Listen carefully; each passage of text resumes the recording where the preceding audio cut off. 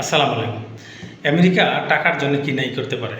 এক এক দেশে যুদ্ধ লাগায়, এক এক দেশে স্যাংশন দেয়, এটা সেটা কত কিছুই না করে। দেখেন আজকে একটা নিউজ আসছে, সেটা হচ্ছে আমরা অনেকেই জানি আদানির এগেনস্টে বড় ধরনের স্টেপ নিয়েছিল আমেরিকা।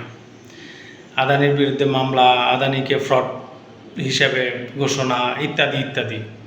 সেই আদানি যখন $10 বিলিয়ন আমেরিকাতে ইনভেস্টমেন্টের ওয়াদা দিল, অর্থাৎ ইনভেস্টমেন্ট করলো, চুক্তি করলো বা এই সামথিং এই টাইপের কিছু একটা করলো, তারপরে আমেরিকা এই আদানির থেকে আদানির যেই এগেনস্টে মামলা ছিল বা আদানির এগেনস্টে ফ্রড কেস ছিল, অভিযোগ ছিল, সেই অভিযোগ ওঠায় নিল সব কিছুই টাকা।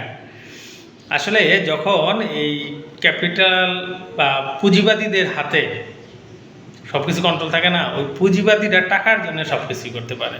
এই মোদি, ভারতের সরকার, মোদির এগেনস্টেও কিন্তু একটা সময় মামলা ছিল, মোদির এগেনস্টেও কিন্তু একটা সময় আমেরিকাতে ঢোকা নিষিদ্ধ ছিল। সেই মোদি যখন প্রধানমন্ত্রী হয়ে গেল, সেই মোদি যখন দেখতেছে যে ভারতে বিজনেস করার জন্য এই মোদিকে দরকার, তখন এই মোদির বিরুদ্ধে সব ওঠায়, সব কিছু সলভ, কোনো প্রবলেম নেই তা মোদিকে নিয়ে। তো সেটাই আসলে বর্তমানে টাকা খুব জরুরি। টাকা ইনকাম করেন ভাই, টাকা ইনকাম করেন।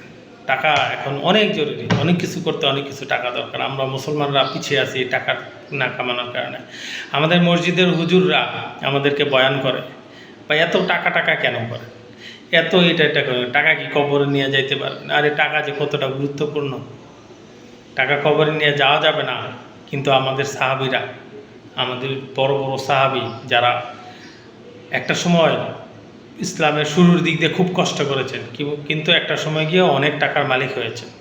কারণ তারা জানেন টাকা ছাড়া এই যে ইসলামের এত বিস্তার, এটা কিন্তু টাকা প্রয়োজন। এখানে টাকা একটা গুরুত্বপূর্ণ এলিমেন্ট। তো সেই জন্যে আমরা মুসলমানরা আর পিছিয়ে থাকা উচিত না, আমাদের দ্রুত এই টাকার পিছনে ছোটা উচিত, দ্রুত। আর নাহলে আমরা আবারও সব এখনও মার খাচ্ছি, সামনেও মার খাবো ইনশাল্লাহ।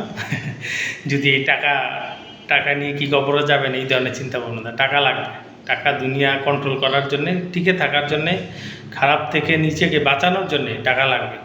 তাই টাকা কামান, টাকা জরুরি। আসসালামু আলাইকুম।